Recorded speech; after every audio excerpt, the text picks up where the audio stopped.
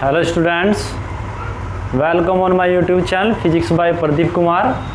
In this video we will discuss your next topic, which is nothing but the principal focus and focal length of a spherical mirror.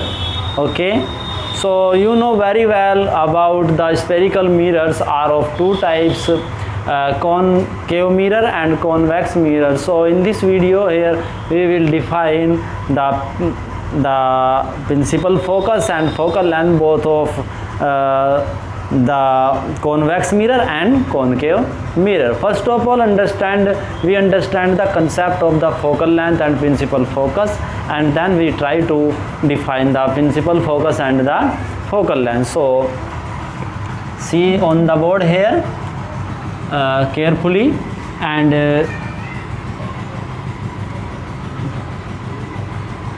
today's topic is principal focus and focal length or principal focal length.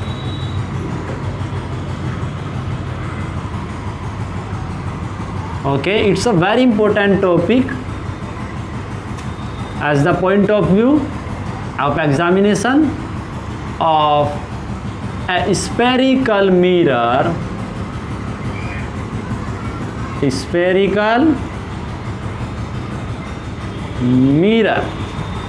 Okay, now first of all we try to understand the principal focus and focal length for a concave mirror. And you know very well concave mirror is nothing but it's a type of like this, and the polished surface is the outer bugged surface, and this is the principal axis passing through its pole x dash, and here we can write x, x and suppose ये आप ले लीजिए जो भी आप कह सकते हैं, और I think something like that. Okay, and we incident the light from the left side always on the reflected surface. Here is the polished surface. So you can understand here easily. जब आप इस पर light incident करेंगे तो इधर आपकी polish surface होने के कारण इधर से लाइट इधर पास नहीं होगी, तो इधर हम क्या करेंगे, डॉटेड लाइन से शो करेंगे कि हम ये कहेंगे इसके द्वारा कि इधर से लाइट पास होकर आपकी इसकी बैक साइड में एंटर नहीं करेगी. डार्क लाइन आपकी शो करती है कि आपकी लाइट का पाथ है, एक्चुअली लाइट इधर को चल रही है. ठीक है, तो यहाँ पर आपको पता है कि आपका एक सेंटर ऑफ कर्वेचर होता है जिस स्फीयर का ये कॉन्वेक्स या कॉनकेव मिरर पार्ट होता है, उस स्फीयर का कोई एक पॉइंट होता है सेंटर, वो सेंटर इस मिरर का क्या कहलाता है, आपका सेंटर ऑफ कर्वेचर. ठीक है ना. अब क्या होता है कि अब हम ये कंसीडर करते हैं कि कुछ लाइट रेज आपकी कहीं से आती है और वे लाइट रेज पैरेलली इस प्रिंसिपल एक्सिस के पैरेलली इस मिरर पर आपके इंसिडेंट होती है. तो जब में पैरेलल रेज इस मिरर पर इंसिडेंट होती है तो आप देखेंगे कि इसकी मैकेनिज्म को जब लॉ ऑफ रिफ्लेक्शंस आप यहाँ पर अप्लाई करेंगे तो एक पर्टिकुलर पॉइंट पर में सारी की सारी क्या होती है, फोकस होती है. और जिस पर्टिकुलर पॉइंट पर में फोकस होती है या फोकस होती हुई प्रतीत होती है आपको, तो उस पॉइंट को हम बोलते हैं उस मिरर का प्रिंसिपल फोकस. ठीक है ना. चलिए, तो सपोज कीजिए कि कोई आपकी पैरेलल रे ऐसे आपकी इस स्फेरिकल मिरर पर आपकी इंसिडेंट होती है. ये भी एक आपकी एक लाइट रे है. क्लियर है ना. अब आपको क्या करना है, यहाँ पर इसके लिए ये तो आपकी इंसिडेंट रे हुई. अब आपको यहाँ पर यदि रिफ्लेक्टेड रेज का पाथ आपको फाइंड करना है तो उसके लिए लॉ ऑफ रिफ्लेक्शंस आपको अप्लाई करने होंगे. देखिए, एक तरीके से जो लॉ ऑफ रिफ्लेक्शंस आप जानते हैं वो एक प्लेन मिरर के लिए आपको पता है. तो सपोज कर लीजिए आप यहाँ पर कि जो इसका ये स्मॉल पार्ट होगा एक मिरर की तरह काम करेगा. ये देखिए इस तरीके से क्लियर है ना। तो अब आप यहाँ पर देखिए, आपने एक थ्योरम पढ़ी होगी या आप पढ़ोगे 10th क्लास में कि सर्किल, यदि आप एक कंप्लीट सर्किल लेते हैं और यदि उसके सेंटर से आप कोई रेडियस ड्रॉ करें और उस रेडियस के पॉइंट पर इस पर आप एक यहाँ पर लाइन ड्रॉ करें जिसे हम बोलते हैं टेंजेंट। ये टेंजेंट ऑलवेज आपकी इस रेडियस के क्या होती है, परपेंडिकुलर। क्लियर है ना। और रेडियस पास होती है आपके सेंटर से। अब यहाँ पर आप देखिए, ये इस सर्किल का या स्फीयर का क्या है, सेंटर है, और ये इस सर्किल पे क्या है, रेडियस, सॉरी टेंजेंट। और टेंजेंट पर क्या होता है, रेडियस क्या होता है, नॉर्मल, परपेंडिकुलर। तो हम यहाँ पर इसे मिला सकते हैं ऐसे। क्लियर है ना। अब आप यहाँ पर देखिए, ये इस पॉइंट पर किसका काम करेगा, यहाँ पर ये इस टेंजेंट पर परपेंडिकुलर हुआ ना, तो ये एक नॉर्मल का काम करेगा। सपोज ये n है आपका नॉर्मल। अब लॉ ऑफ रिफ्लेक्शन ये कहता है कि जितने एंगल पर कोई रे इंसिडेंट होगी उतने ही एंगल पर वो क्या होगी, रिफ्लेक्ट। देखिए प्लेन सरफेस है ना, यहाँ पर एक लाइन ड्रॉ की, tangent as a plane surface काम करेगी स्मॉल पार्ट के लिए।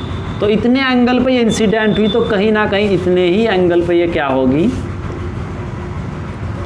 रिफ्लेक्ट होगी। तो ये रे कहीं ना कहीं यहाँ पर आपकी ये मिलेगी, ये एंगल्स आपके क्या होंगे, सेम। मैं कहीं समझ आई ना। यदि आप इसी के सिमिलर कोई और अनादर रे लेते हैं लाइक दैट, तो यहाँ पर भी आपका एक नॉर्मल होगा जो इस पॉइंट से ही पास होगा। तो उसमें भी जैसे आप अप्लाई करेंगे तो ये रे भी आपकी आफ्टर रिफ्लेक्शन इसी पॉइंट से क्या होगी, पास होगी।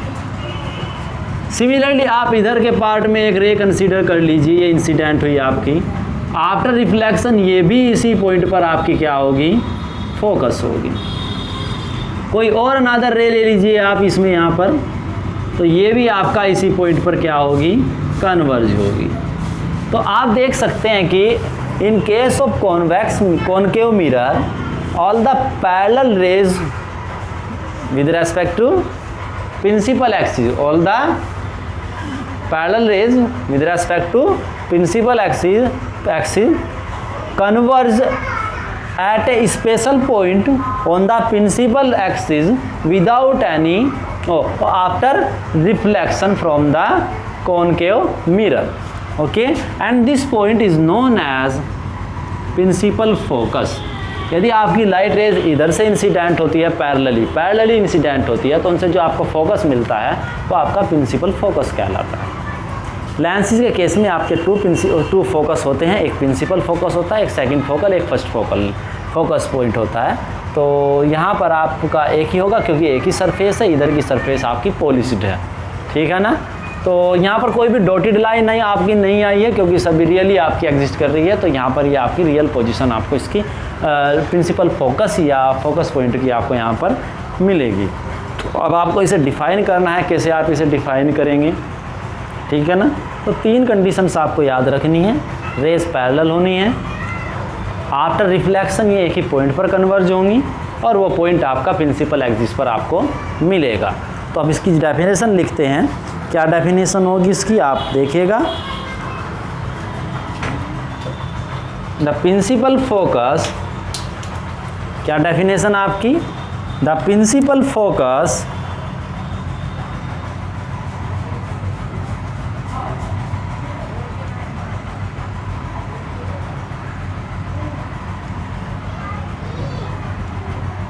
और focus point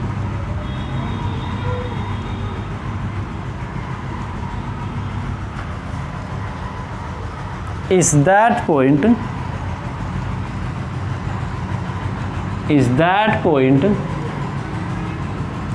on the principal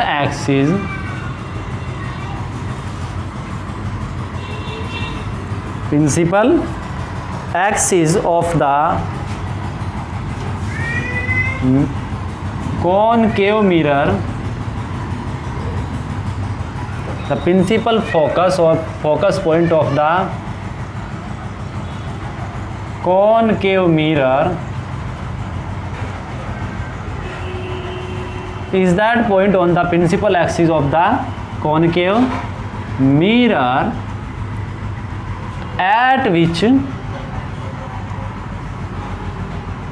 at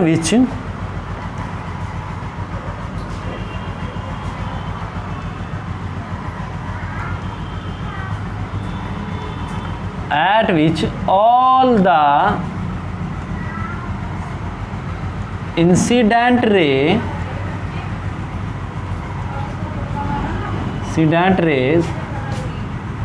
parallel to the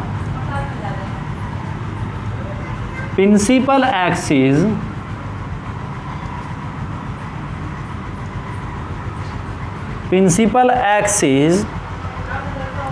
actually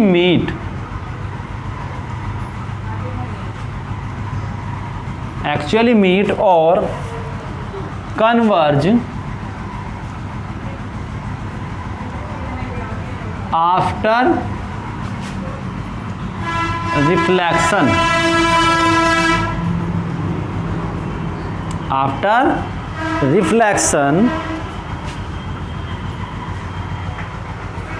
okay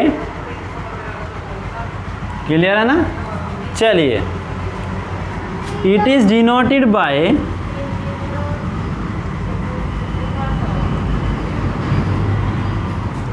capital F, okay, as shown in figure,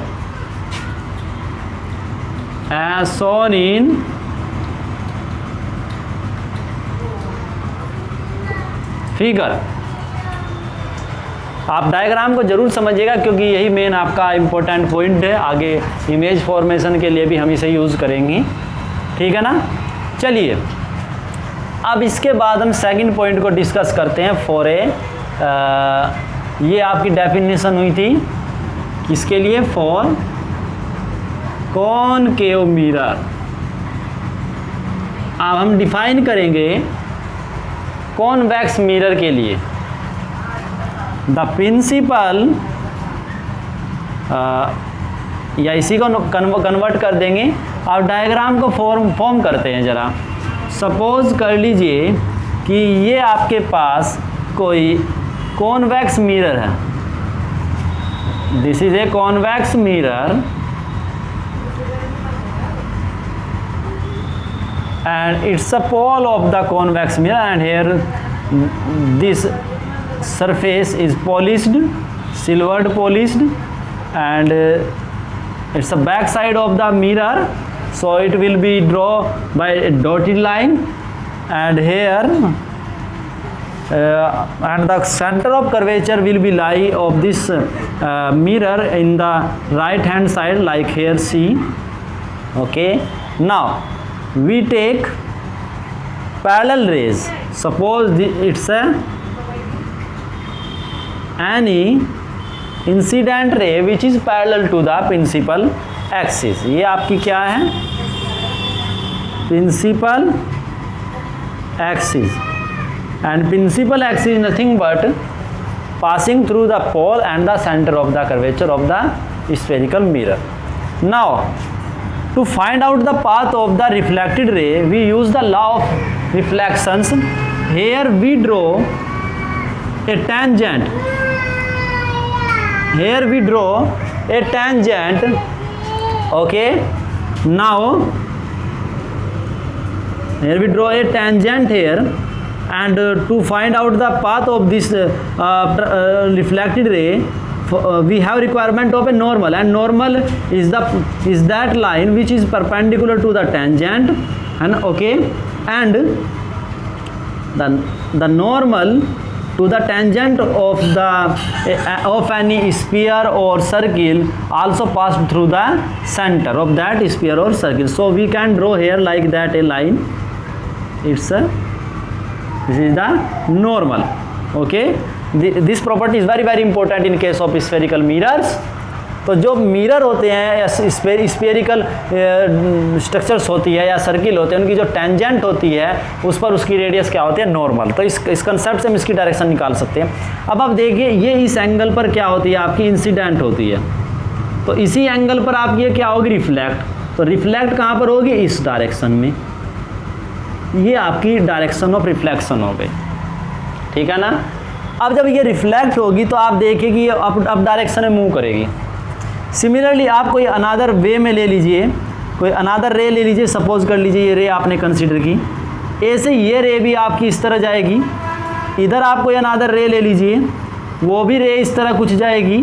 another ray parallel to principal axis ले लीजिए, वो भी इस तरह जाएगी। तो आप देखेंगे ये रे कहीं पर भी आपकी एक साथ नहीं मिलती है, एक दूसरे से नहीं मिलती है at any point on the principal axis. तो इसके लिए हम क्या करेंगे, इन रेस को थोड़ा पीछे की ओर बढ़ाएंगे, बट लेंस जो आपका मिरर है उसकी बैक साइड में मूव नहीं कर सकती है, एंटर नहीं कर सकती, तो हम इन्हें डॉटेड शो करेंगे। ये वर्चुअली होगा, डॉटेड करेंगे तो यहाँ पर मिलेगी आपको, है ना।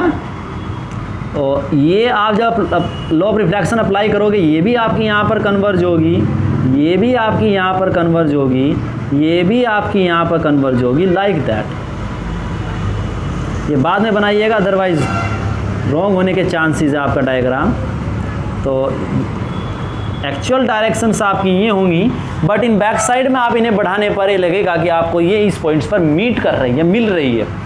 एक्चुअल में नहीं, रियल में नहीं, वर्चुअली मीट होती हुई आपको दिखाई देगी।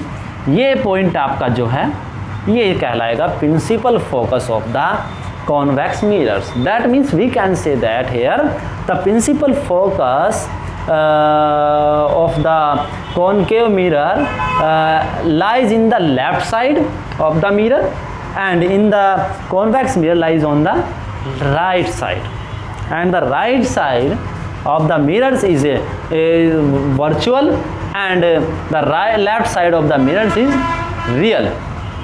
Okay, so here similarly we can define the definition of the principal focus of convex mirror, but here a change. Here we use word actually meet, but here virtually meet. Okay, so we modify here, we will modify here the definition of this thing clearly. So the principal focus or focus point of the convex mirror is that point on the principal axis of the convex mirror at which all the incident rays parallel to the principal axis seems to diverge. Principal axis seems to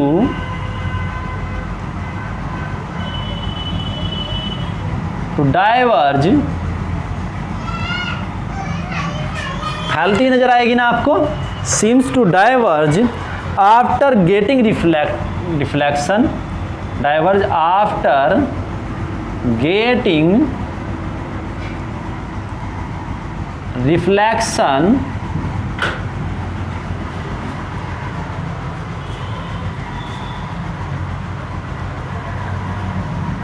okay, after getting reflection.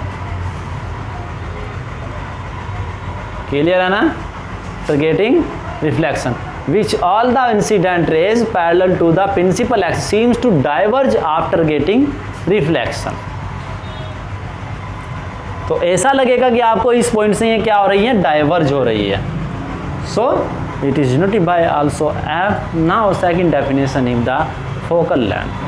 And focal length is nothing but it's a very simple definition of the focal length here. The distance between the principal or distance between the pole and the focus of the mirror is known as focal length of that mirror. Now second thing is focal length.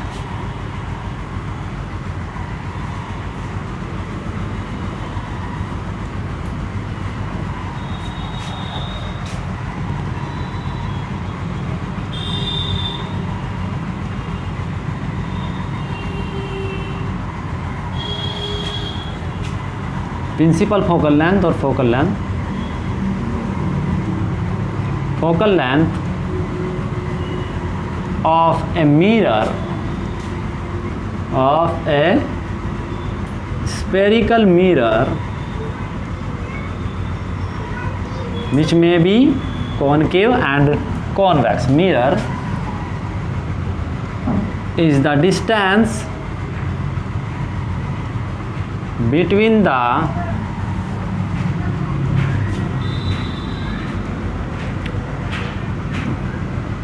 pole and the principal focus of that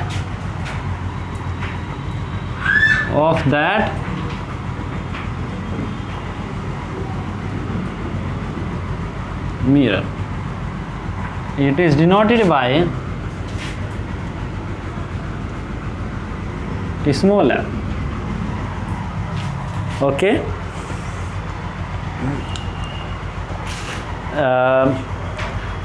देखिए यहाँ पर हम optics की जब बात करते हैं image formation की रे ऑप्टिक्स में, तो यहाँ पर हम साइन कन्वेंशन को यूज़ करते हैं।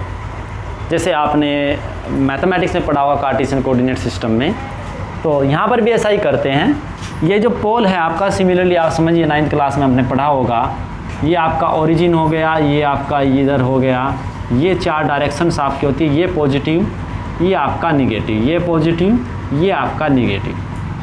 क्लियर है ना? तो ये जो पोल है हमारा यहाँ पर, इसे हम एज ए ओरिजिन कंसिडर करेंगे।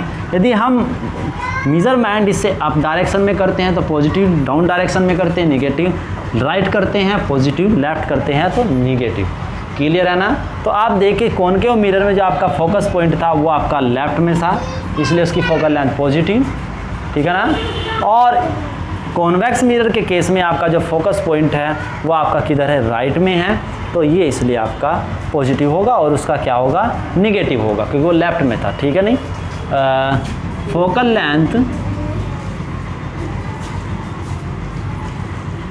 Focal length of the convex mirror is positive and